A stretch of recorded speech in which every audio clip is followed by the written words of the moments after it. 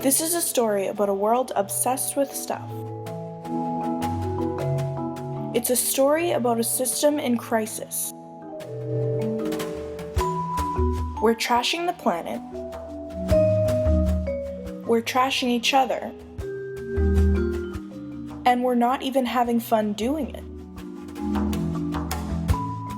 The good thing is that when we start to understand the system, we start to see lots of places to step in and make problems into solutions. This is the story of a pair of jeans.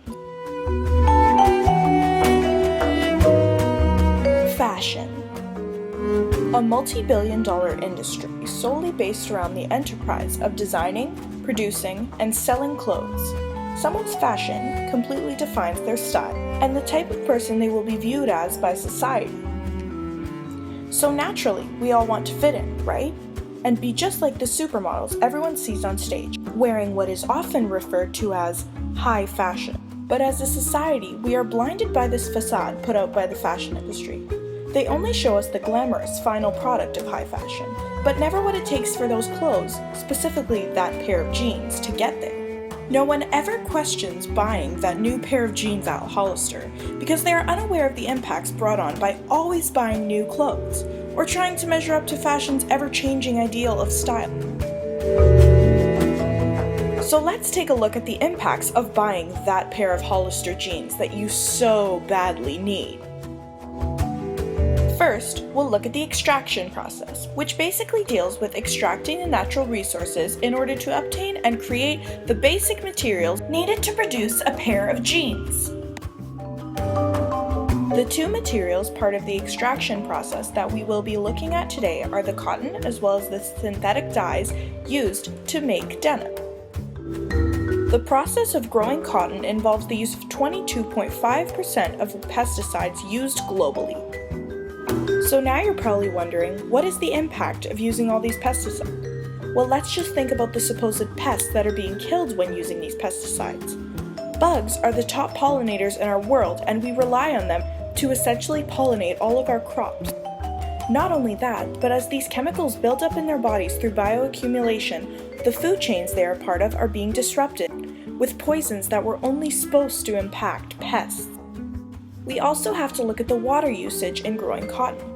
Growing enough cotton to produce one pair of your favorite jeans took over 200 gallons of water. Can you believe that?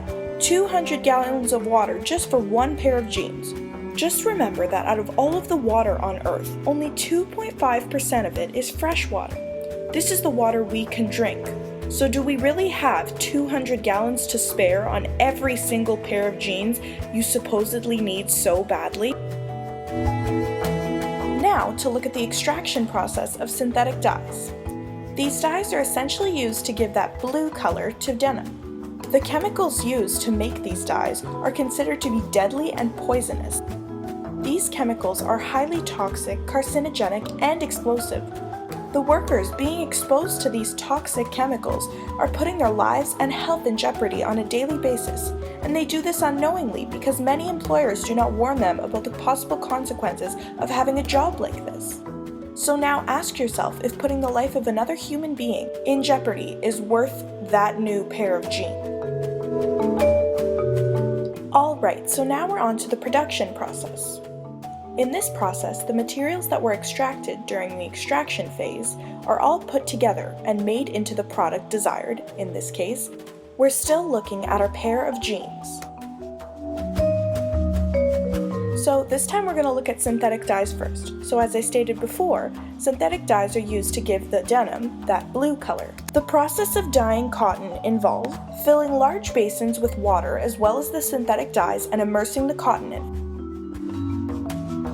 When the cotton reaches the color that is desired, it is removed from the basin, and all that is left are the synthetic dyes and water.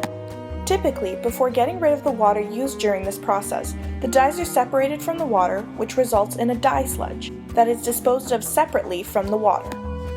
But some factories in China, for the Gap, Walmart, and Target, were dumping their untreated dye solution directly back into rivers. This was because they wanted to save money so that they could meet their economic expectations of lower prices every day. In doing this, they completely destroyed ecosystems along with food chains, all due to the pressure of us, the consumers, to have such low prices. Through the destruction of these ecosystems, fish died, along with many other food sources that the Chinese people in this region relied on. This impacted them culturally due to the fact that one of their main food sources had been completely wiped out due to the pollution caused by the malpractices of these dyeing companies. Now that the cotton has been dyed to its desired denim color, it must now be sewn into that pair of jeans you want so badly. Now, keeping in mind that these companies want to save as much money as they can, regardless of the impacts that it may have, where do you think they send their denim to be sewn into jeans? They want their denim to be sewn in the fastest and most efficient way possible, and at the cheapest price. Yup, you guessed it, they send their denim to sweatshops. At these sweatshops, workers earn extremely low wages, work long hours, and the incidence of disease and injuries is extremely high. Not to mention the fact that many of the workers are young children being worked for next to nothing, which is considered as child labor. Do you think it's fair that children here in our North American society are going to school and complaining about things like homework, when children in developing countries are working in sweatshops in conditions like these because they honestly have no other choice? No, it isn't fair. In fact, all of the impacts caused by all of these processes aren't fair. We're essentially having someone else pay for, not in a dollar value, the cost of our jeans. This is known as externalizing the cost. So now that you understand the system, there's room for improvement. You might be wondering, what are some of the ways that I can reduce these impacts caused by the production of a pair of jeans? The first thing you can do is reduce the amount you buy. Instead of buying that nearly identical pair of jeans, squeeze every last drop of available use out of an older pair. Reducing the amount we buy, in turn, reduces the amount of jeans needed to be produced. In this, every single impact throughout the process of extraction and production is reduced immensely. Another thing we as consumers can do is buy our jeans at second-hand stores such as Value Village and the Salvation Army. These clothes are being sold for lower prices and are essentially being sold to give these clothes a second life. Buying second-hand clothes also helps to reduce these impacts enormously. Not to mention you can find some pretty unique jeans for a low price. Another thing you can do as a consumer is buy from companies who don't use sweatshops to produce their clothing. American Apparel, Roots, and Justice Clothing are all companies who do not use sweatshops in the production of their apparel. Buying from companies like these ensures that you get quality clothing at an ethical price. The final way you can reduce these impacts is through making your own clothes. Doing this completely reduces the use of sweatshops in the production of your clothing and allows you to have complete creative control over the designs of your clothing. So now the jig is up. You are aware of all of the impacts caused by the production of making a pair of jeans. And with these strategies presented, I hope that you will take it into your own hands to reduce these impacts. If we all work together, we can eliminate many of the impacts caused throughout the process of extraction and production of a pair of jeans.